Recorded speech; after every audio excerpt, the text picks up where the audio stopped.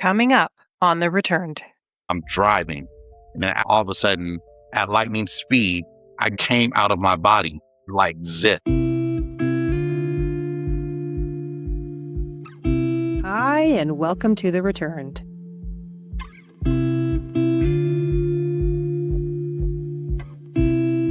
The truth always follows you back.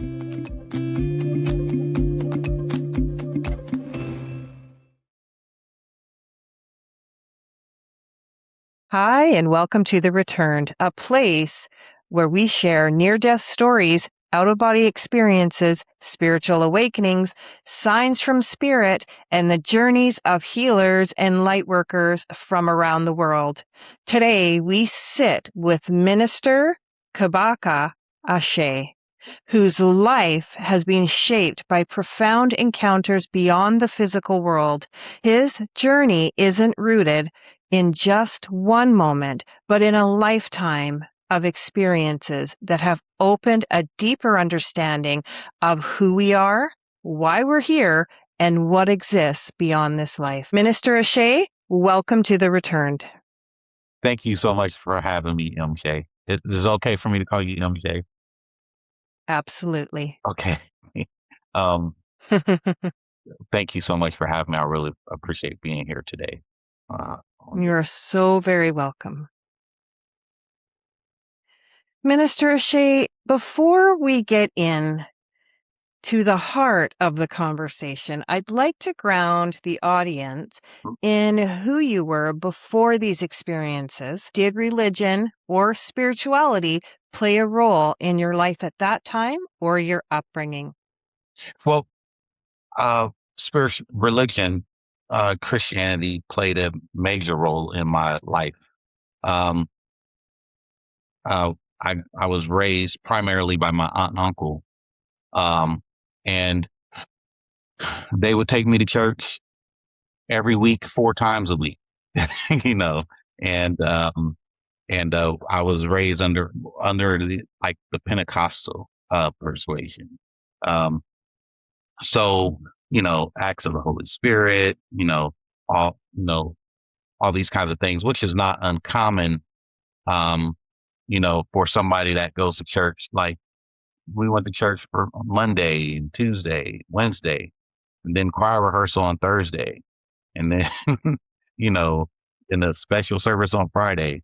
I think Saturday was the only break we got before we were back at Sunday again. So played a very major role in my life and my siblings at the time. Because, like I said, we were primarily raised by our aunt and uncle, and so but before anything ever happened to me, actually, um, I was a high school student, and I was the class president of my freshman class, and I was concerned about Super Nintendo and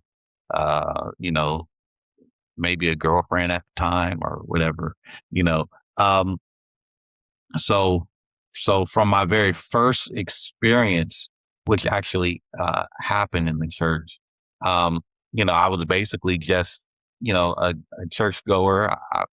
I remember I started being an usher at the door. That was where I'd show people their seats. And the church wasn't very big. It was maybe I don't know, maybe about a congregation of maybe 30 at the time. You know, Mm-hmm. um, but that's who I was before that. I later, if I hop around, one of my first spiritual experiences, I had actually in church. Then my second experience I had after years of preaching and ministering and even pastoring, actually, and then that's when the second experience came about. But very excited to tell you about all of that. Yeah, I'm so excited to actually hear. So basically, at some point in your life, something happened that completely shifted your perception of reality, correct? Yes, absolutely. Would you walk us through that moment? Um, so I'm going to give you two moments that Okay. strongly shaped. Um, because of the first moment, I was really able to recognize the second, Oh, that sounds perfect. and really be able to to understand the legitimacy of it. So the first experience I had, like I said, I was a usher at church. I was probably about 14 years old, and the pastor of the church had bought a organ for the church. Um, a Hammond organ, and if you know anything about a Hammond organ, it's a common instrument in the African American church. Um, it also is used in jazz and that kind of thing. Um, so it wasn't necessarily the easiest instrument to play. Um, well, instead of hiring somebody in the community to play, he said that God had spoke to him and said that the organist was right in the church, sitting right there. And so, all 25 of us looked at each other, like, who's he talking about? Um, and then he asked if there would be any volunteers. So, um, so I raised my hand, another person raised their hand, and we went up, the aisle for, for us to be essentially prayed for. So, I walked up, uh, to the pastor and he prayed for me, and he began to tell me that one day I was going to not only play but minister and travel all over the world with my music and all this stuff. Now, mind you, I never played a note up to this point, um, and nor did I ever really express any actual musical ability. Well, I did play trumpet in middle school, so um, I was in band in middle school. I played trumpet. Um, but that was about it. Um, so I didn't think anything of it. He prayed for me. This was on a Sunday night. Uh, so I went to school that week. Maybe a couple days later, uh, say a Tuesday, I came home, and I went to sleep. Um, and when I went to sleep, this was 2 days later. I had this very vivid, in living color, like live popping in color dream. Um, I was by a body of water, and um, it was like I can't name it if it was an ocean or but I know it was water as far as I could see. And in this water, just on the shore between the water and the beach, was a translucent piano. So I could see the water going through it. And I mean, I can remember this like it just happened yesterday. And so you could see the water going through it. And so, and just beautiful. Uh, so I walked up to the piano. It was a long, like, bench, to sit on. And so I went to sit on the piano, the bench, and tried to instinctively play the piano. Um, just then there was this figure that came and sat next to me. I couldn't see, it was a male presence. I couldn't see his face. Um, and he sat next to me and he started showing me chords. Um, now, of course, at that point, I don't know what they are. I just know he's showing me keys on the piano. Um, and so he's showing me these chords and showing me how to place them, and he showed me three chords to be exact, which I later found out that these chords were three chords in the key of C. So he was showing me these chords so vividly, um, that I woke up from the dream, and in real life, after never have played before in my life, I was playing the chords that I had learned from the angel or light being in the dream on the translucent piano. And I've actually got receipts on this because when I went to, now this was years ago. I mean, over 30, over 30 years ago. Um, I went to church the next Sunday, and the pastor asked me, he was like, "Well, are you ready to play?" And I was like, "I guess," and I walked up to the organ, and I played the chords that I learned in the dream on Tuesday, and this was now Sunday. So I Mm. still have Wow. retained the memory and the progressions, and not only that, but the chords that he showed me were the chords that fit with the hymns that was being sung in the church that day. So and every yeah, and my brother, my sister, my cousins, they were looking at me, and everybody remembers this, so that they will be able to tell you, like he just started playing out of the blue, and after that, I I I I understood music in a very vivid way. So like anything that I heard on the radio, I could play. I didn't know why I could play it. So for instance, like back then we had record players, and so my mother had records in her basement, and so I remember the first record that I picked up was "Songs in the Key of Life" by Stevie Wonder, and um and so I started playing that record, and I started playing, the first song on it, I think was like "Love's in Need of Love," and I started playing it on like a little Casio keyboard, you know, and Mm. then I noticed that I could play certain gospel songs I heard, on the radio, and all that kind of stuff, and it just stayed with me. Now since that moment, since that time, I you know that whole summer I spent practicing, music. Well, I later went on to study music. I tested into a college of music without any formal lessons, um, Huh. and uh, was the assistant to the music professor. Um, and I traveled, then I toured Canada, and then I played on my first album, and then I played for the gospel choir, the university chorus. um, I later went on to teach music, and now the students that I teach, I have taught, are now teachers themselves. Uh, and my children, most of them play and sing, and I played for major gospel artists, and I'm not going to name any names, but very major ones, and I'll tell you after. And I played for major artists today.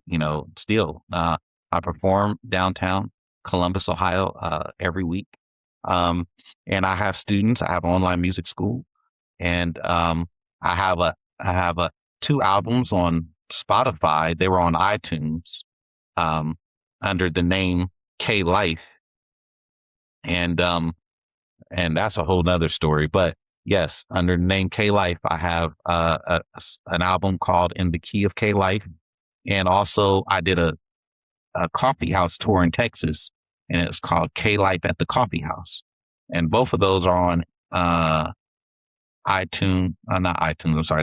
That's when I put it out. But then iTunes got bought by Spotify and Apple Music. I believe that was the case, and so now that music is on there. Um, and I didn't even know it until maybe about 6 months ago that those albums had transferred like that. So Wha- yeah, so I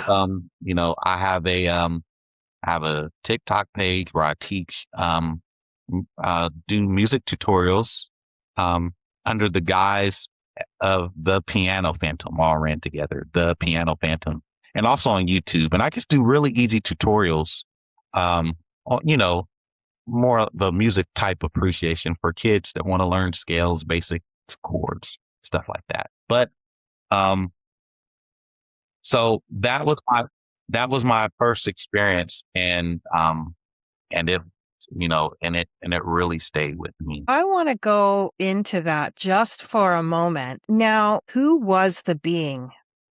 So I so I know it was a male presence, and I couldn't see his face. Um, I could see his hands, and he was really tall. Like like sitting next to me, you know, it was just really tall, and I could see like his hands showing me the chords. So like in the face, like if I were to try to say there was a face, I didn't see like a face. It was just like more light than anything. Um, and so and again, Okay. as I try to explain it, I don't want to mess with anybody's system of beliefs or whatever you feel to call it, angel, light being, guide or So that's my next question. Like, so when you use the word being, what does that exactly mean? So was this a spirit being? Was this like a light being that had a light body? Or was this like a being that was shaped as a human? Or I'm yeah. just kind of trying to get the gist of abs- what the So being looked like. so definitely like a being with a light type of body. So I didn't see like angel wings or nothing like that. You understand what I'm saying? So it was so to me, it was more of a light being. So just like the piano was it was a grand piano, translucent, you know. Um, so but this being was light, but you could see the forms like, his actual hands, you know. I mean, because that's how I learned the chords, like he was showing them to me, you know, Oh, and wonderful. he didn't say anything. He just showed me the chords, you know, and and and then it was like, when I woke up from the dream, I had this knowledge, this download of music, you know, and I've had it ever since. Do I ever love piano? I can't wait to take a look. Oh, I love piano. So having said that, let's move on to your second experience. Yes. So the second experience was um, uh, much more recent. I was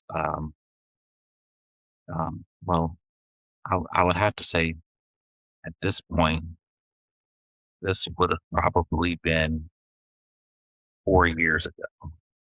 I was working for a delivery company, and one of the big three delivery companies. You can pick which one. Um, and um, and this is particular day. So we are known to work very long shifts, driving. Sometimes 10 to 12 hours a day. So you got to think Ohio, Midwest cornfield, right? Like nothing but the delivery truck and myself and packages in the back, you know. And I'm driving with both of the doors open because it's extremely hot. So the temperature was in the 90s. And now because I'm kind of a go getter at work, I don't like to feel sluggish when I'm delivering. I just like to, try to get my route done as fast as I can. And so I'm drinking, like energy drinks. I'm not going to tell you which one I was drinking. It was a really large one, and I was drinking it, and and I wasn't feeling very good actually. I was feeling a little dizzy and everything. And so as I'm driving, I went from not feeling good to all of a sudden feeling like great, like higher than like. And I don't do drugs or anything like that, so this wasn't nothing like that. Matter of fact, you're oftentimes when you work a job like that, you're randomly drug tested. But Hmm. I was drinking the energy drink, and I felt just like super like delusional. So I'm still up there and I'm driving, and then as I'm driving, all of a sudden, at lightning speed. It was like I just came out of my body like zip. When this happened, I'm still driving the delivery truck. Now I'm in a cornfield where they grow corn, out in Ohio, um, on a, and the road is very narrow. So the minute that that happened, I was able to see me driving the truck from the perspective of all the corn in the field. So like the corn, the shucks of corn, the dirt that was in the ground, all the specks of dirt, like so I could see myself from that perspective driving the truck. And it was I the it was just so amazing to me. Um so like if there like anything, say if it was a leaf or a bird, all these different perspectives of sight, you know.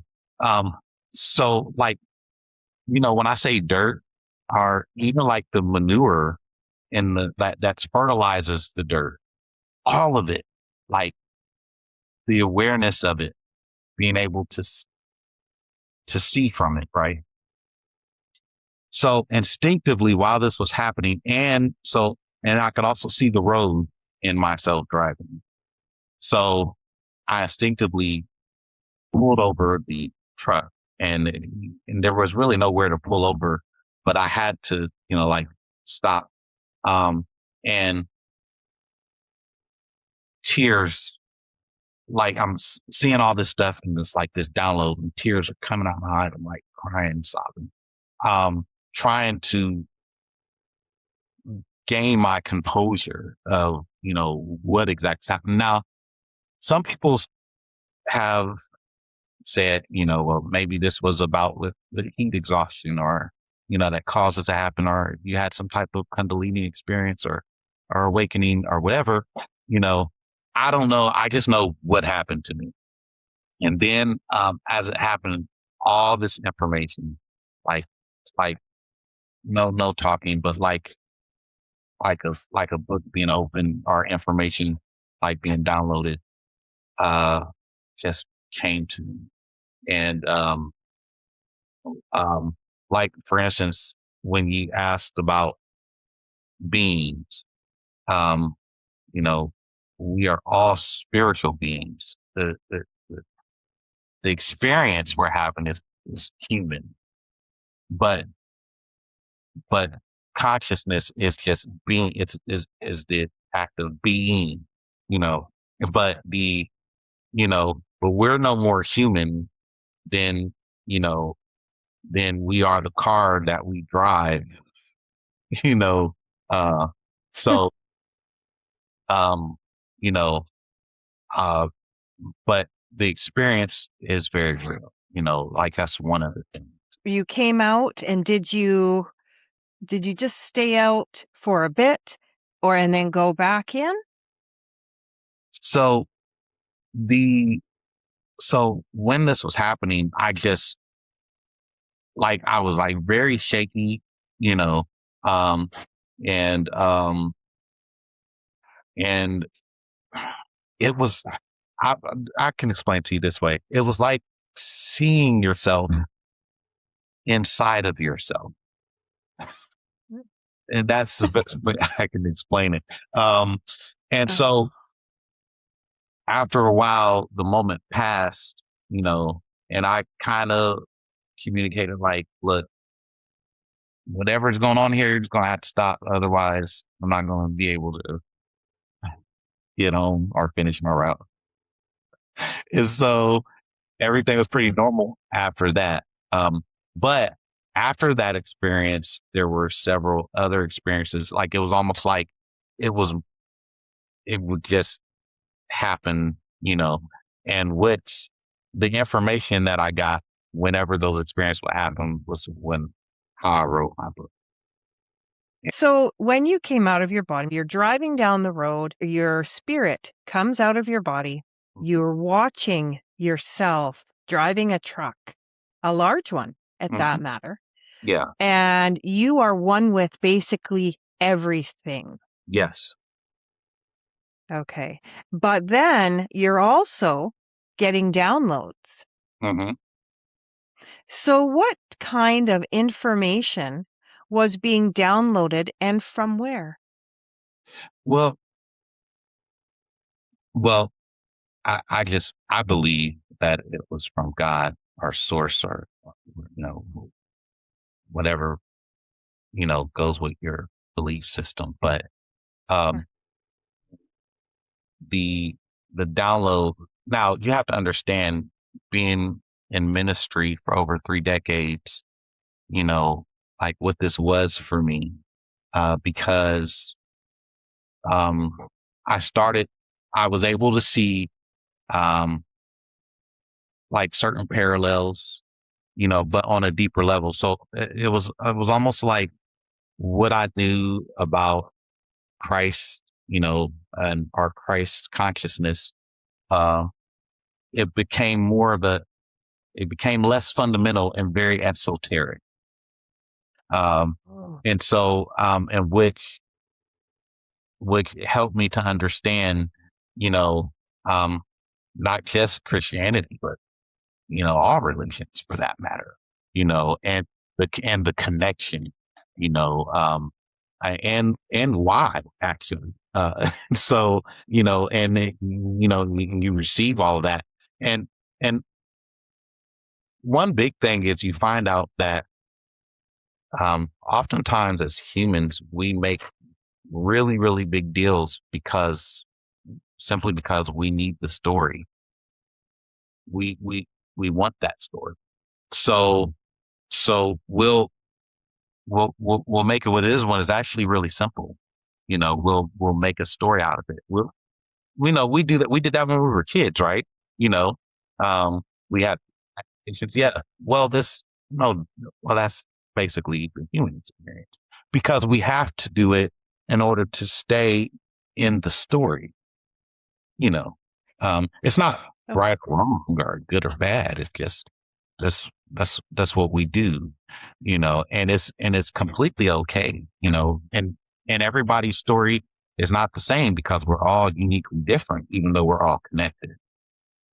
Hmm. Hmm. So does that mean that you believe that we're just are we do you feel that we're just kind of like in a movie or a story pretending to be human? Oh, very much so. Yes, absolutely. Oh, So okay. for instance, when Jesus, or Yeshua, you know, came on the scene, and he said that he was in this world, but he wasn't of the world. Well, what Jesus was showing us by you know, his example, it wasn't to rule over us. It was, look, we are the same. You know, we are like, okay, for instance, we know the story about, you've heard the story about Peter walking on water, right? So Jesus was walking on water. And this is, and I want to say this because this is actually really important. And this is actually, you know, um, and a lot of my colleagues would disagree with me, and that's okay. But when Jesus was walking on water, um, Peter and a couple of the disciples that were in the boat, um, it said it was James and John who was also in the boat with them. So they were kind of like Jesus' closest disciples, right? So Peter saw Jesus and he said, Lord, if it's you, bid me to come to where you are on top of the water. And then Jesus said, come. When Peter got out of the boat, he began to walk on the water just like Jesus was walking on. Now, most people think that Peter was walking on the water because of the power of Jesus, but Peter was walking on the water because Jesus had showed Peter what he was capable of. So he was Peter. Jesus wasn't walking on water just to do a magic trick, so that he could, you know, prove, look who I am. If he was going to do that, then he would have just told Peter, well, sit where you're at and watch me do what I'm doing. But that's not what happened. Peter began to walk on the water. And when Peter couldn't believe that he was walking on the water, he started to sink because the doubt was in Peter, the fact that he was walking on the water, you know. And when Jesus caught him by the hand, he said, well, where did you doubt? In the Hebrew, that meant where the implication was, where did you doubt who you are? Mm-hmm. Now, Mm. now more proof to that comes later on in the next chapter. Now, by the way, I am a theologian, so I have very vast knowledge of biblical scripture. So there was a story after that when Peter was on a boat with the disciples. It was a bigger boat this time, it wasn't a small boat. And they were going over to the other side, and Jesus was asleep on this boat. But when he was asleep on that boat, the storm came and the rain came, and everybody started to panic, including Peter, right? And then when they woke Jesus up, Jesus said, and this is a common story in the Bible, he said, peace be still. He spoke to the storm. And then after he spoke to the storm, he rebuked the disciples, especially Peter. And he said, where is your faith? Where's your faith? In other words, you didn't have to wake me up to do this. I just showed you were just walking on water a couple of chapters ago. you know. So I only said that to say the reality then comes that we understand that we are in the world, but we're not.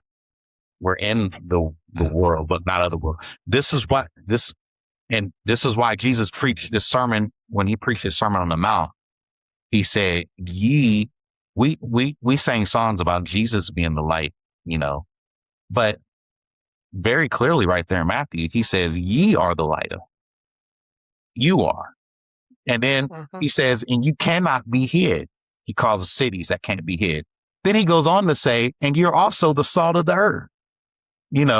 So he lets us see the connection, that we all have, as light, as love, as resource, and as connected, you know. So separation came because of religion. Separation came because of control.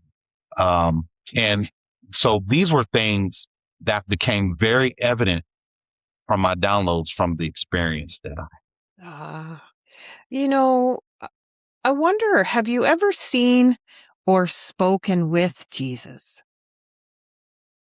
so so I wouldn't say like in that in Jesus form. Okay. But but but consciously, yes. And what I mean by that is that God, source, well, let me say it this way. Honestly, and you should know this. You really, when you quiet out all the distractions, you can really talk to whatever you want. Honestly, um, just by thought, right? Um, so, and that was another thing that became very evident from my experience. I've been able to see, you know, loved ones who have passed on, and talk to them, and I've had experience that correspond, you know, with the conversations that I had, you know, and I mean, it's been so many, like we would need a whole nother podcast. I want to ask you a few questions about what you have gone through and Yes. what we just spoke about. Mhm. My first question I always like to know is why you? And what I mean by that is why the two experience? Why did they happen to you? What do you think they needed to happen to you for? I mean, you were a minister from 15 years old, Yeah. correct? Yes. Yes. Well, so the Bible says, seek and ye shall find, knock and the door shall be open, ask and it shall be given. So as a minister in a devotion of wanting to, not even just as a minister, but as somebody that plays music and that feels the music go through me, right? You, you, you want to know deeper about, God. You want to know deeper about, you know, who God is, why you're here, what your purpose is, you know. And so I believe that when you seek, you're going to find. If you knock, the door will be opened, you know. Um, and it's so much the door will be open that, there's a scripture that says God will open a door that no man can shut. So this was not something that was induced by man. So I believe in my desire and my search as far as wanting to be, closer, because it was an answered prayer to me. So the church mothers used to say, "Be careful what you pray for," because we don't know. We'll say we want something, but when God, our source, gives it to you, He gives you all of it. But our minds may only say, "I want to be a millionaire." But then not only do you get to be a millionaire, but you get all the problems of the million. You understand what I'm saying? Like Mm. it's difficult, the difficulties of it, you know, and or you say, "I want to be a pilot," or "I want to be president," or "I want to be whatever it is." You only see the surface of it, but when you get the entire thing, it's always much more than you anticipated, you know, and and that's what I feel this was. It was way more than I could have ever anticipated. Now, I figured, as a minister, that something like this would happen by, praying and fasting and doing all the, deep spiritual things that come with that. It wasn't like that at all, and you see what I mean? Like, so it goes against the whole theology, of, like the way you think it's going to be because that's what we've seen on television Yeah. or Mhm. we've read in books, you know, um, and books that were translated by people that wanted to control us and not have really our best interest in mind. What if I was to ask you, okay, so I asked you why you had to have these experiences. What if I said, what would life had been like if you didn't have these experiences, do you think? Well, so had I not had the experience, um, so I wrote this in my book.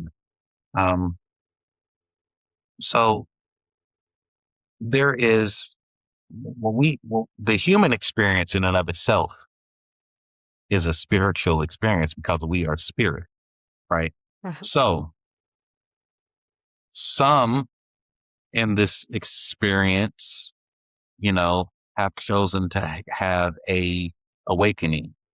Some never choose to have it. And that's not a bad thing. They they want to be focused in on the experience. Let them be focused on the experience. Because to try to wake somebody up, quote unquote, wake somebody up, would be the equivalent of waking up a sleeping baby, infant. Yeah. And what are they going to do? cry, you know, and right, yes, right, and because because that's that wasn't what they originally wanted to do, right? And this is why, this information, I always say this even about my book. The book finds the reader doesn't find the book, you know. And what I mean by that is that this is not something that, you you you know, you have to argue with people or whatever, because to argue with somebody just lets you know where, you know, they're into their story, and that's fine. So I would be into my story. That's the short answer. Um, I would still, Do you think you would have gone this exact same route? You would have believed the same things? And the reason I say that is because some would say that these types of experiences are some type of awakening, as you earlier said, and then also some type of activation, and that or activation that can actually change the trajectory of the person's path. yeah, Many times when they have these spiritual experiences, the the person is going down one path and then all of a sudden they're like dead stop and they go down another path, and it seems like their mind is more open maybe to other things. yeah. um so that's why I always like to ask that to see if it changed you in somehow, Yeah. I mean, like. it really did. You know, um, a lot of my fundamental views just went totally out the window. And now it's not to knock everybody else's fundamental, because they actually No. was right, but mine did. You know, not only that, but we have to understand, even when we frame it, um, everything is happening. Right, like right now, this conversation is happening because it's now, Hmm. right? The- And so we try to talk about, well, you know, was this in the stars, or was this fate, or was it all this? Well, it's actually now, because time is only a construct of the human experience. And if you even get into now, I used to be kind of a science nerd. And I say that because, like when you're like, I did the whole science fair project where you buy the styrofoam things from the art store and, build the collages of the planets, and all that kind of stuff, right? Mm. Now, I learned even then that time was only relative to Earth, because with a bigger planet or a smaller planet, a year, right, could be 5 years on our planet. So like a year on Earth, on Jupiter, is 12 years. Do you see?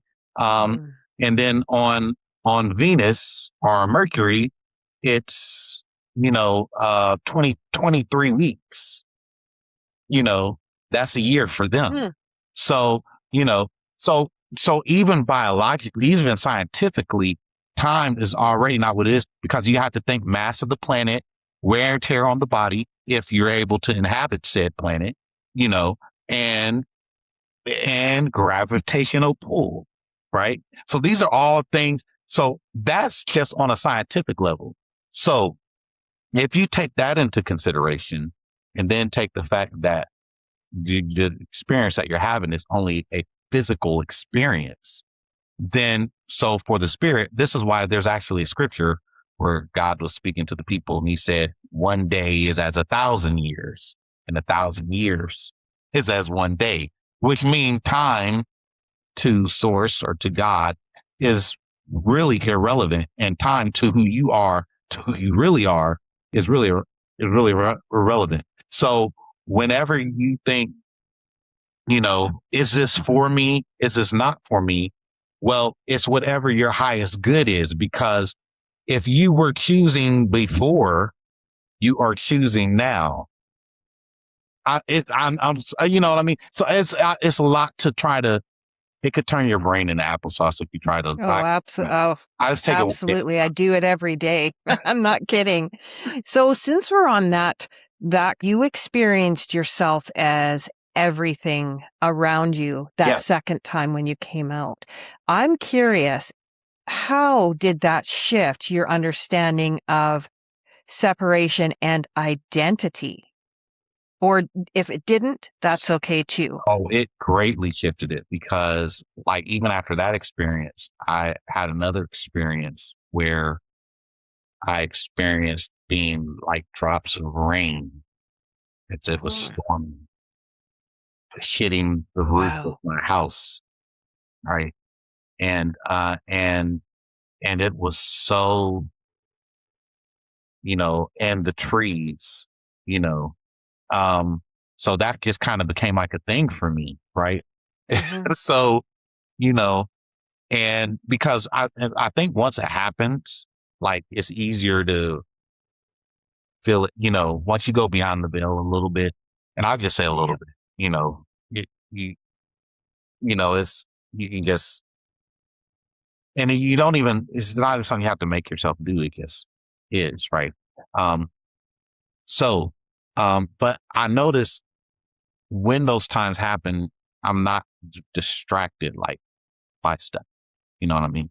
So, um, but you find out the connection of everything and you find out how precious every life is, and, I will say this, you know, um, w- one thing that a lot of people say, especially with the state of the, the state of the world today, and I'll put quotations on that because, you know, um, the human experience is a great experience. It's it's dense, you know. It's when you want to manifest something, so like in spirit, you can just manifest it by thought. You think and it is, and you are, right. But with the filter of the brain and the ego, everything is on a delay. You know. Now, Mhm. with that being said, the human experience in and of itself. This was why uh, it's a precious experience. Um, Jesus said, "Many are called, but few are chosen." That this was before Christianity was ever even an established religion. So you could, he wasn't talking about Christians called. He was talking about the human experience. Because even if you study the miracle of life, you know, um, how, the egg and and the sperm and the connection and how only one sperm makes it to fertilize an egg out of billions. Is it billions, trillions, something like that? Um, it lets you know that it's a precious experience. Mhm.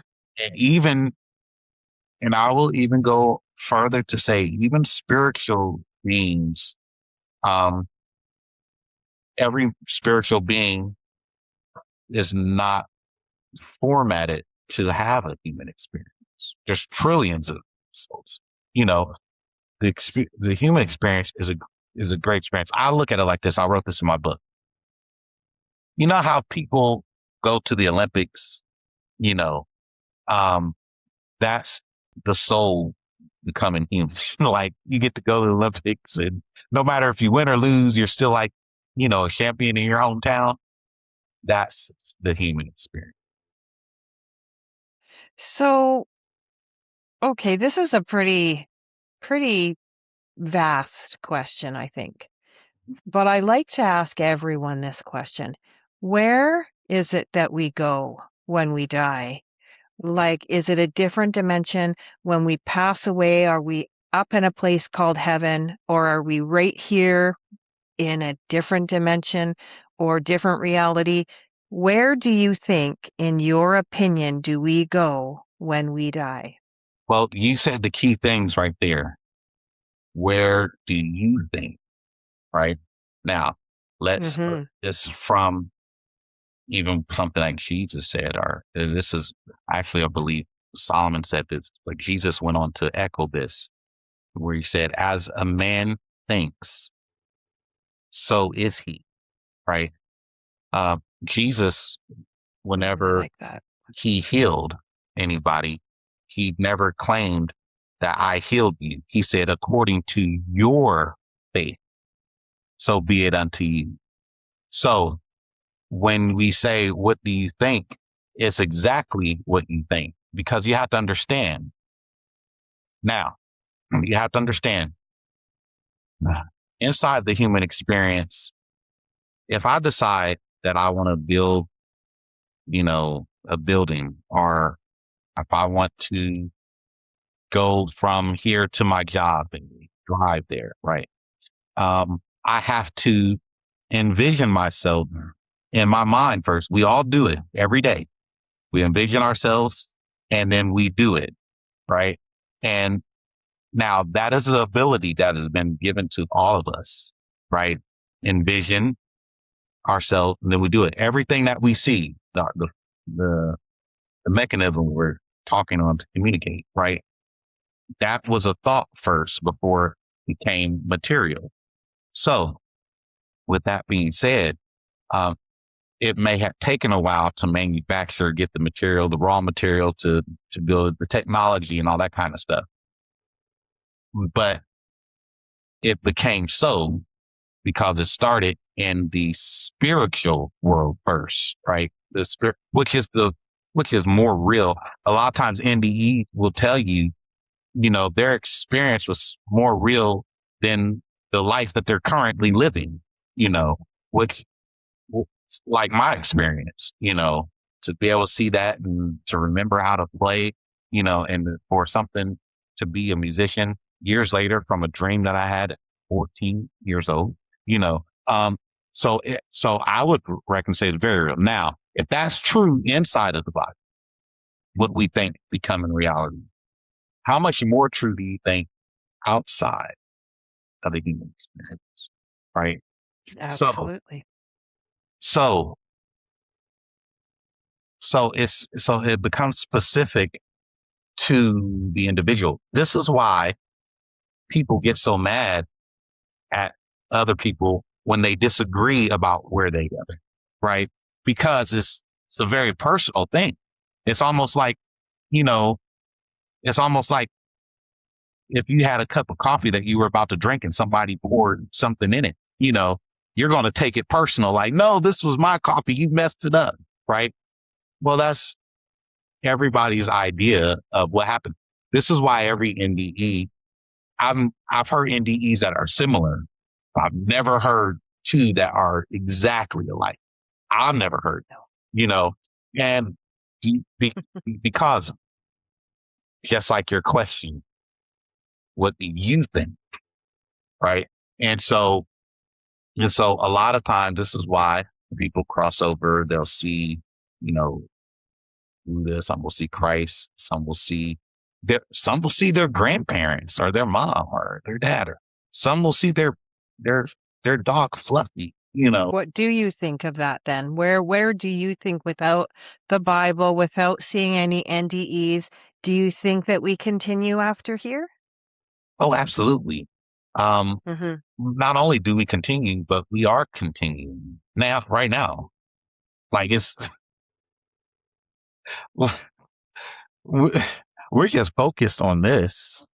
You understand what I'm saying? Like you, you have to understand that with the type of experience that I had, I experienced being here and there at the same time, which allowed me to see that we're here and there at the same time. Only a little bit of us is focused on, you know, this. This is why some people will go under hypnosis and experience like, some other life or whatever, because they're now focused on that and they can see Mm. all of that. That's what hypnosis does. It takes out the distractions and it puts your focus on whatever, um, whatever comes to spirit at that time. That I'm just this is a rough hypothesis, right? But Mhm. it's still focused, right? So where some would say, do we go on? we don't stop. Actually, we haven't. So um, and this is why you're able. You MJ have the abilities that you have because things don't stop. It just keeps going, and so it is all about lining up with the frequency or you know um, what it is. And now you have to understand. My minister foundation in me, knows how to. I've learned, and even more so, how to not offend people with what their system of beliefs are. So Uh-huh. forgive me if my answer is a little general. No, that's okay. We accept everything and everyone here. Um, People who believe, people who go to church, people that don't go to church, people that believe in this God, believe in that God. We're not here to try to go against anyone. We're just having a conversation about experiences, and how I like to see it is people will take what resonates with them and leave the rest. Yes, that's exactly what it is. Hmm. you know, And, and, and while we're saying, and while we're on that, with such expansive awareness because of what you've seen, how do you even stay grounded in this world? well, it's really easy when you're a husband and a father of eight. Yeah. So, the thing about it is that each day really is a wonderful experience and you will get what you focus on. You know, if you focus on, you will get, if you focus on, oh, this is terrible, this bad thing happened, and whatever news outlet you choose to watch, which actually the media, that's exactly what it is. It mediates to you what reality that they want to show. So Mhm. how about you take control of your experience and and and enjoy life for what it is and take it one day at a time. Oh, yes. I mean, I wish that for everyone. I really do. Now, for someone that maybe has had a spiritual experience, what would be something that you would suggest they begin exploring deeper? Well, well, thankfully technology, because even me myself, right? You um we have our eye gates, our ear gate, you know. Um so you you basically become what you see and hear, right? Um so you you surround yourself with the information that will assist you, in what you're, wanting to know. You know, I would say the worst thing to do is to try to explain it to somebody that it's just, just don't do, just don't. That's not going to help. um, you know, um, that hasn't been there. Another good thing is listening to like shut off the shut off the phone, shut off the TV, you know, um, you know, go I noticed one thing that really helped me was when I would go out at night and I would look up into the sky. Something about that now there's something I found out, something about that mirrors who we are. And that was just for me, you know what I mean? I don't know, but about the stars and how and all of that, right? The I too enjoy that. Yeah. I too do that. Yes. Mhm. I look as well during the day. I Yes, absolutely love looking. I try to look as far as I can into the sky when it's blue and it's yeah, clouds in it. It's just so, there's something about it for me. I've done that since quite a young child, mhm. actually. And see, and Yeah, I really I like that. and I even wrote about that. And my, Mm, that's how impactful it was, like looking in the night, mhm, looking at the day sky.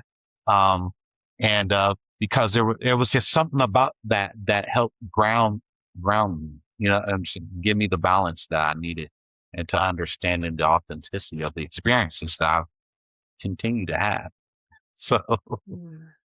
yes. Minister Ashe, do you fear death? Oh no. And I actually kind of never did. Here's a story I can tell you. So, now my dad told me this because I was 2 years old. I well, I wasn't 2 years old. I wasn't even 2 years old, and I experienced sudden that crib death.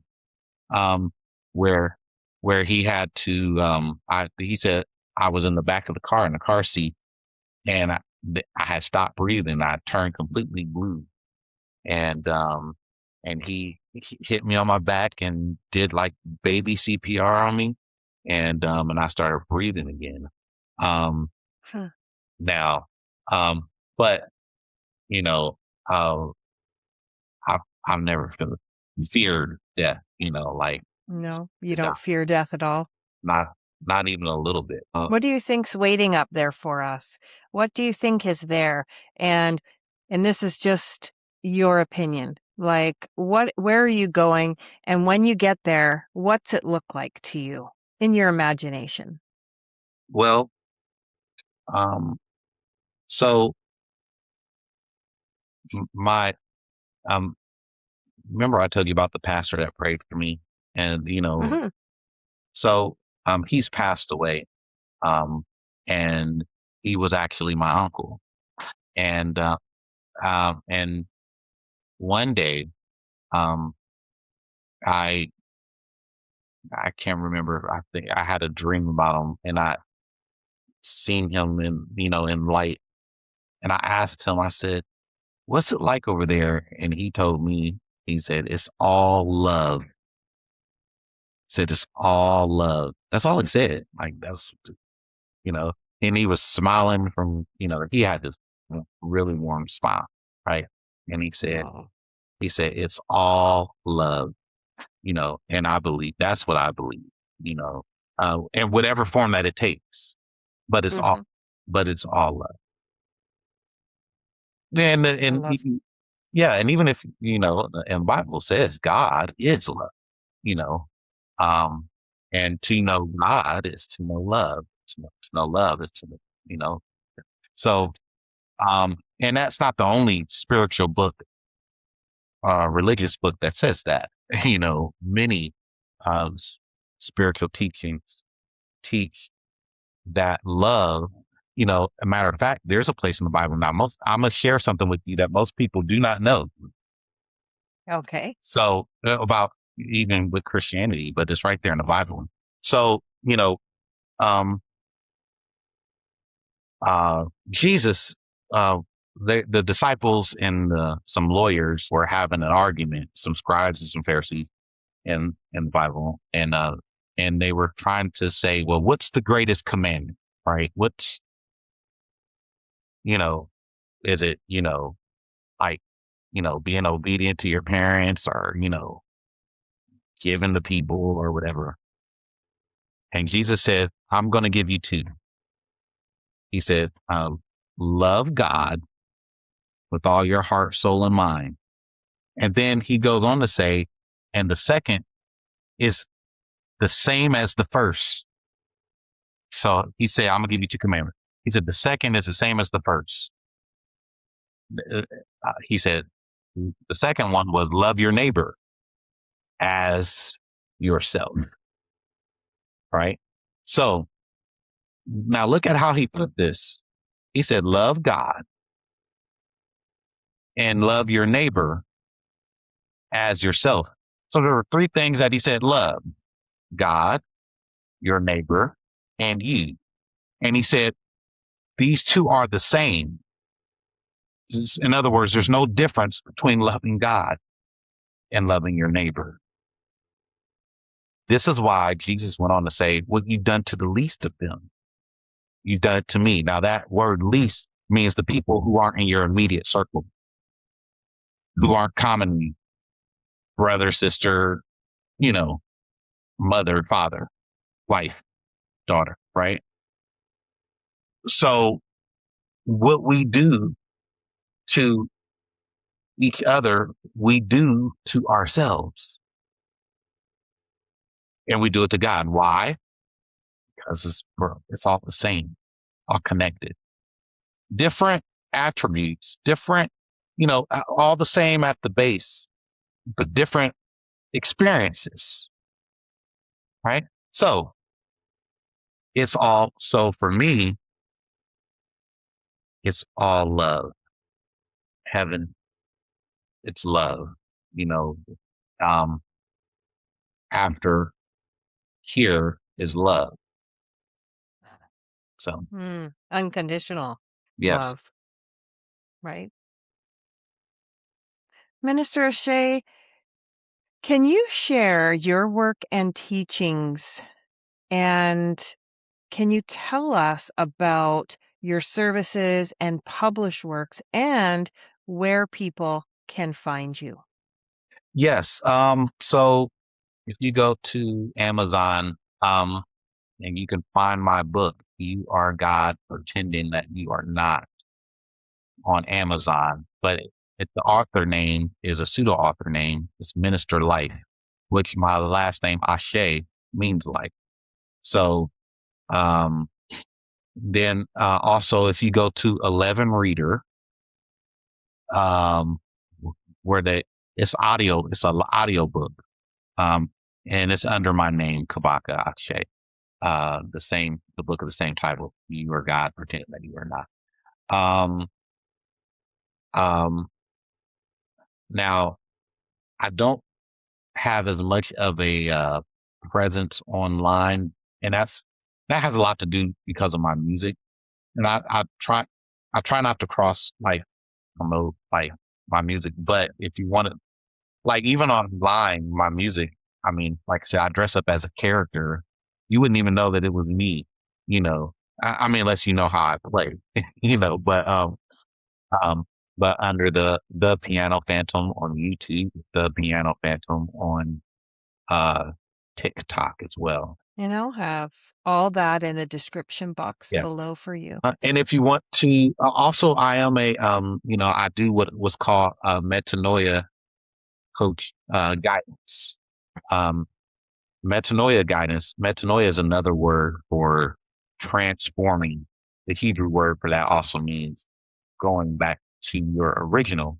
So, um, so I help those who have had spiritual experiences, or and even who have goals, to kind of identify what it is, you know, and what direction that they want to go in. So that's and I'll send you one of my my flyers, like of what it looks like. Sure. And That would be excellent. Do you yeah, have a website then someone contacts you on for this, or do they contact you th- via my, email? that's my email address, the one that you have, and my Okay. email. Okay. You just attach that. Um, Okay. I'll put and that there too. yes, I believe I. Do you know what it is? Because I can't think of it off the top of my head. It's like Was that a trick question? yeah, they can. Well, if you put it in the description, just hit me in my Gmail, um, and I will answer any questions that anybody has, and more in depth, according to, because it's not just a surface thing. I make it more personal for the individual, because, like I said, everybody's different. Everybody's experience is different. So everyone returns with a truth. What truth did you return with that you would want humanity to know right now? The human experience is a great experience, you know, and you wouldn't be human if you weren't special, you know. To the fact that you are here today, watching this, hearing this, experiencing ups, downs, good, the bad, you know, it's it's it's, and if I'm biased, I'll say it's a great experience because I'm human, in my experience, they just, so it is a great experience. And it's, and it's so much fun to become, knowing the best version of yourself when you implement that part, in the human experience. Not just I want to experience being human, but what's the best version, whatever the best version in your mind, if you can see it, then it's real. And I don't want to say that being somebody who's seen the the other side. It's how real it is. If you can see it, if you can imagine it, then it's for you. It's real. Whatever that good is. I absolutely couldn't agree with you more. And I want to thank you from my heart to yours. Minister Ashe, there is something deeply expansive about your story, the way it dissolves the boundaries between self and Yeah. everything else. Thank you for bringing that awareness here, your light here, your truth here, and sharing your experience so openly with us on the return today. Thank you for having me. You're welcome. And to all those watching and listening, let this be a gentle reminder that we are not separate, that we are deeply connected to everything. Maybe the question isn't just what happens after we die, but how you choose to live while you are here. What would shift your life if you truly saw yourself in everything around you? Thank you for watching, and until next time, stay open, stay curious, and keep returning to the truth within you.